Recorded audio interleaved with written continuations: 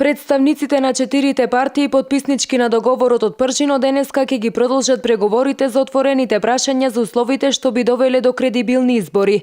Поради отсуство од земјата на амбасадорот на Европската унија Иво Орав, кој на консултации во Брисел, средбата ќе се одржи во резиденцијата на американскиот амбасадор во Скопје Джес Бејли. Претходно пратеникот на ВМРО-ДПМН, кој и потпредседател на собранието Антонио Милошовски, изјави дека компромис е можен, но дека за тоа е потребна политичка волја.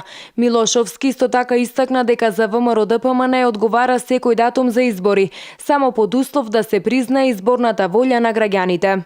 Во ВМРО-ДПМН сметаме дека е важно политичките партии, особено СДСМ, да кажат дали се подготвени за избори и дали сакаат да има избори, бидејќи истите ги бараа во претходните 2 години. Доколку се изјасна дека сакаат да има политички избори и дека им веруваат на институциите кои што ги раководат кадри од СДСМ, како Државната изборна комисија, тогаш ние немаме никаков проблем да прифатиме изборно соочување и да дадеме шанса на граѓаните да одлучат за политичката ситуација во Република Македонија. Така што одговара секој оној датум кој што СДСМ смета дека е соодветен, под услов тие да се согласат дека ќе ја признаат изборната волја на граѓаните. Владата која што би се формирала според договорот од Пржино е влада која што има една основна надлежност, а тоа е да организира избори.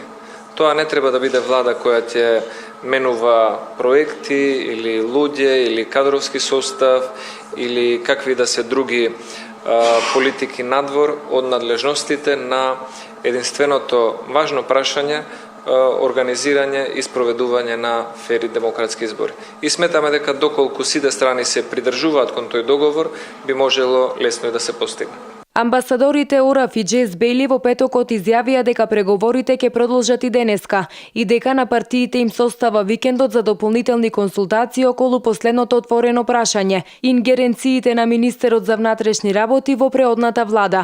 Во официјалните изјави партиите тврдеа дека не отстапуваат од своите црвени линии, при што СДСМ инсистира министерот за внатрешни работи да има целосни ингеренции во кадровската политика и да се вратат старите решенија, а ВМРО-ДПМН тврди дека токму овие измени ќе ја спречат партизацијата на министерството. СДСМ дури најави дека по никоја цена нема да отстапи од своето барање. Доколку се реши ова прашање според она што е досега договорено, техничката влада ќе се формира 100 дена пред изборите, ќе се проверуваат околу 40.000 гласачи, а оние за кои се претпоставува дека се во странство ќе бидат на посебен извод од избирачкиот список. Ке се формира тело составено од 4 партии кој ќе има мандат да ги наблюдува и казнува медиумите во предизборниот период. Останува да се договори уште датумот за избори, дали ќе биде есенва или напролет идната година.